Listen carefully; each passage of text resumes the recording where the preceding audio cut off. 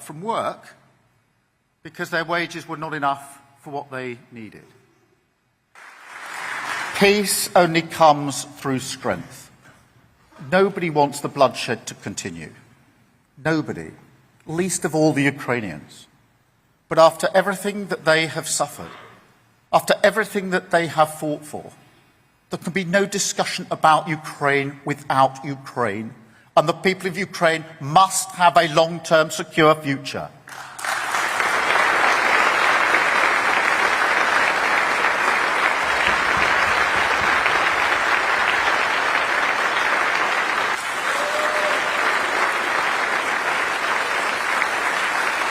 But as we enter a new phase in this conflict, we must now deepen our solidarity even further. It's not just moral urgency that demands this. It's also in our national interest. Russia already menaces our waters, our online spaces, even at times our streets. And the economic insecurity that the conflict has caused, the rising bills, cost of living crisis, that will only continue unless we have a resolution that is fair and stable for Ukraine. This is one of the great lessons of our history. Instability in Europe always washes up on our shores. And this is a generational moment.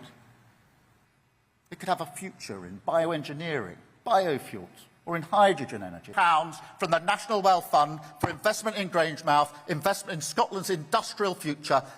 It's time to take responsibility for our security, our continent. And I'm clear that Britain will take a leading responsibility. We have to be ready to play our role if a force is required in Ukraine once a peace agreement is reached. And we have to be ready to reshape our economy with industrial policy, to stand up for Ukraine, to stand up for Europe, but most of all, to stand up for our security, because Ukraine is vital to us.